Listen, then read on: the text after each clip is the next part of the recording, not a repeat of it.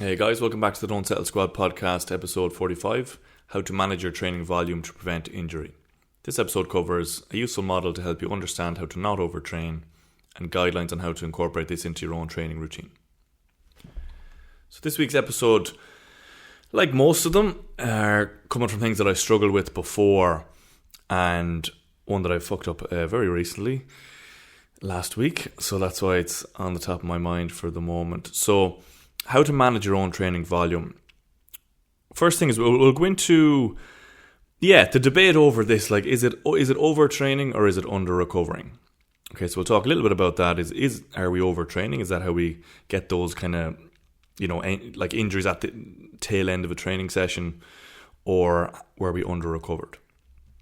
So we'll talk a little bit about that. Then we'll go into the useful model that'll help you. So the load versus capacity model. I'll explain that to you, and then we'll finish up. We'll go into some guidelines on how you can incorporate that model into your own training routine. And I'll give you a few examples to make it crystal clear. So overtraining or under-recovering. To be honest, they're kind of the same thing, really. There was big debates over this before. I prefer to go with under-recovering. I think it's a bit more empowering.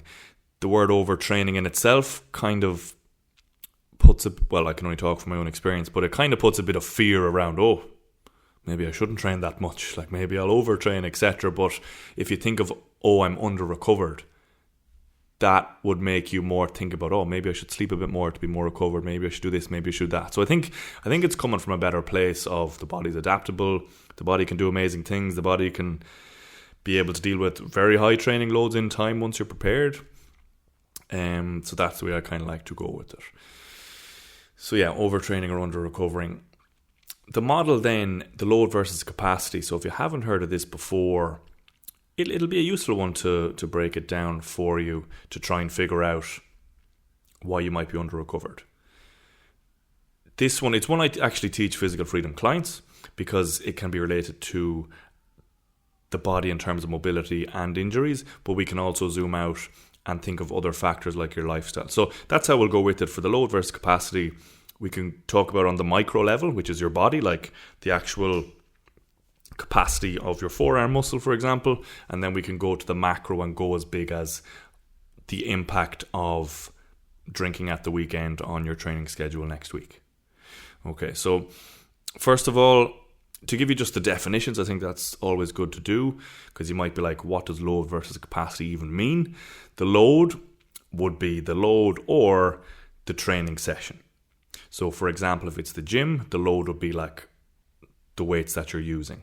But for this, because we're talking about training volume, that was the episode, how to manage your training volume, we're thinking of the load over the week. Okay, so there's lots of different ways to do it, but we'll just go with the week for now. So the load, if you're a gym goer, we will be talking about how much kind of sets and reps and weight are you doing over the full week.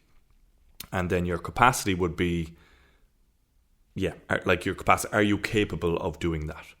Okay, so we got the load and the capacity. If it's someone who's playing a field sport, Gaelic soccer, hurling, whatever, their load would be the training sessions. And if they have S&C and gym stuff too over the full week, then their capacity is like, are they actually capable of doing that? So, and same for martial arts as well. So with this, that's a very simple model where if the load is higher than your capacity, that equals injury. Okay, and then obviously the opposite. If your capacity is higher than the load, you're fine. You're not getting injured. So very simply, if someone is capable of training 4 times a week and they train 3 times a week, they're more than likely not going to get injured unless something they get a random injury. And then the opposite, if somebody is capable of training 3 times a week and they train 5 times, they're more than likely going to get injured. So it sounds very simple, but the problem is we obviously don't know exactly how much training we can handle. We don't have a manual to say, my body can train 5 times a week. No matter what Whoop or these other things might be telling you, nothing will be fully accurate, which is why I'm big on building a relationship with your own body, building the intuition to understand how much training your body can actually tolerate. And this is a skill over time. So with that, we'll go a little bit more into the micro and the macro. Like on the body, your body, like every part of your body has a certain capacity at the moment due to your training history, the way that you train, and your movement diet as well. So for example, like your bicep has a certain amount of force that it could handle right now and a certain amount of force that would injure it. You won't know exactly what it is, but that's how every part of the body will be based on, like I said, on how you've trained. And then on the macro, these can be things like your psychosocial stress, so the stress in your life. This could be like the lifestyle in terms of, are you drinking, are you smoking, are you doing these other quote unhealthy things, and then there's obviously your relationships and stuff that comes into psychosocial, like relationship stress and all those other things as well. And then of course things like sleep, your nutrition, all that angle as well. Okay, so that's how it's very confusing, because if you are someone who did get injured, there's so many factors to think about. It was like, oh, was I prepared for this amount of training? Did I train too many times this week? Was I drinking too much at the weekend? Maybe it's that stress. I'm having an argument with my partner. It's going on for weeks, and that stress is really building up, etc. So we'll never exactly know what the reason is, but once we have that kind of model, load versus capacity, the macro, the micro, you can start to break it down. You can start to pinpoint things to work on. And obviously, look, for the micro, the physical freedom, you might notice my hips are very tight and you keep injuring your groins. Yeah, you need some physical freedom, some mobility and stuff for the hips. I'm kind of looking at a broader view of it here. So we'll go into some examples then which will make sense of it. So the first example, what not to do. And that's what I did last week. So if you watched the podcast last week or listened to it, I made my return to jiu-jitsu after, I don't know, but yeah, my umpteenth return to jiu-jitsu. First week in, I did 10 rounds. Unplanned, I planned to do 1 round on the first night and then see how I got on the second night and maybe do 1 or 2. So I planned for maybe like 3 rounds, and then I did 10 because all the stuff I preach about are what I struggle with. So, playing the long game, checking the ego, just go for the small gains. You don't need to try and bite off a massive chunk. But just in the moment, look, I was just so happy to be back. The knee was feeling great after surgery. I was feeling good. My body was feeling good because I have physical freedom. I'm really strong and I've good cardio. I've been working consistently on all those things. And I just felt good. And yeah, I'm human. Whatever, endorphins, adrenaline, all that got to me. And I was just having fun. And coach says next round, I said yes. It's not their fault. Like it's my fault. I should have done 2 or 3 and then said, no, look, I'm just first week back, I'll take this round off. But I didn't do that for any of them. So I ended up doing 10 rounds over the whole week, and I was fine. So I was actually fine, and I was like, man, yeah, I'll be honest, like, oh man, I'm so such good mobility and strength and cardio now. Like, I hadn't trained in probably a year, like pretty hard and stuff. Did 10 rounds, I'm grand. Oh yeah. And then that Sunday, when I'm in the gym doing a leg day, same as normal, same weights as the week before actually, just going for a few extra reps, going for the small gains. And on the groin machine, so the machine where the legs are out, you're pulling your knees together, because that's good for jiu-jitsu for the guard. On the groin machine, same weight as last week, same weight I've done for a good couple of weeks. On the first rep, pulled my left groin. So, just in that moment, I was like, just felt it go on the first rep. I was like, oh, fucking hell. Like, yeah, I was just like, what? It's like, what has happened here? It's the same weights. I haven't done anything too crazy here, I thought at the time. So I'm like, this is the same weight as last week. I did 3 sets of 8 at this weight. And now on the first rep, not even like near the end of the sets when I'm struggling, on the first rep, pulled my groin. Now only a small bit, probably not a grade 1. So in a few days or a week it'll be fine. I think it's like 3 days later now, I can still feel it a little bit. But if we use the model here, load versus capacity, you could work it out yourself, even though you're not a coach. Like within 30 seconds I figured it out because my strength training was fine. But what was the big problem? The elephant in the room. Mark, last week you did 10 rounds of jiu-jitsu when you hadn't done jiu-jitsu in like a year. And I'm a guard player, which means I use my legs a lot to squeeze people's body and hold them in place, if you don't know what jiu-jitsu is. So basically you use your groins a lot. If you're watching on the YouTube, you'll see what I mean there. I'll have my legs wrapped around them and I'm squeezing my knees together. So I'll be using my groins to control the other person. So basically my groins got a lot of work in 1 week. And then on Sunday, I tried to continue with my regular strength training for the groin. And the groin is just like, nah. Like, no, I'm not recovered. I'm under-recovered to link everything back in there.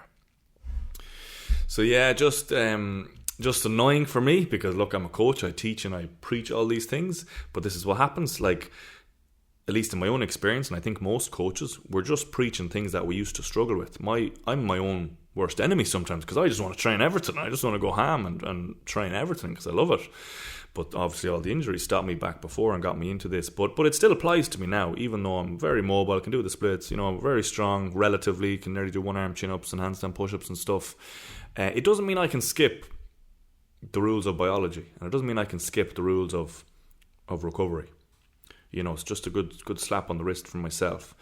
So because of that, I had 1 week back at jiu-jitsu, and now this week, so it's Wednesday, I was at class yesterday. I could do the drills and stuff. Didn't do the rolls. And that's my slap on the wrist. 1 week back at jiu-jitsu, and now I couldn't do the second week, the rolls. I could have, but I know what would happen. Like, I could feel the groin. We were doing De La Hiva. Did the drills. Maybe 20 minutes into the drills, I said, look, I'm gonna stop the drills now. It's time to check the ego. It's time to do all the stuff I'm preaching about. Check the ego. Like, Mark, you're 1 week back and you're getting niggles and stuff now from not managing yourself, not managing your training volume. This is ridiculous. I want to be training this for the rest of my life. So that's what I had to do. I had to sit out the rounds, and that was good for me. That's what I was thinking, just sitting there at the side thinking, Mark, this is what you need. You need to get used to saying no and just sitting out to the side, because I've never really done that. Whenever I was there, and whenever I was injured, I was out. So I've never really been there watching and thinking of the long term is a better way to do it. I've always kind of been in, when I'm there, but that's obviously not good for the long term view. So that was good for me, just to be able to say no and sit off to the side. So that's what I did. And now I don't even know if I'll be able to do rounds on Thursday. I'll probably do the same, do the drills, see how it is, but more than likely I'll go back doing the rounds next week.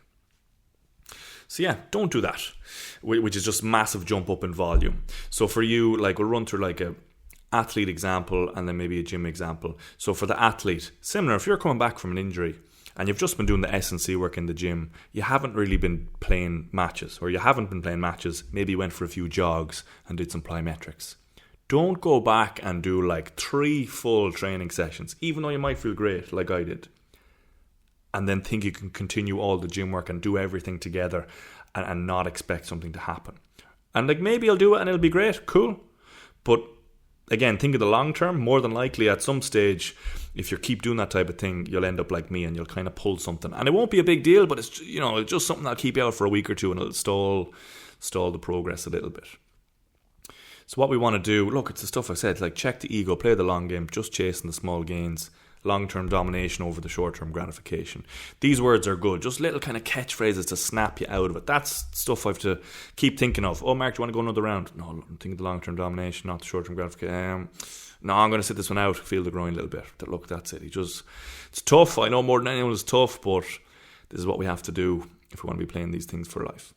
And the way to think of it, the stuff that we want in the short term, it feels good in the moment. But usually, the stuff we go for in the short term negatively affect the long term. That's just the black and white fact of it. So we need to just get used to focusing on the long-term domination.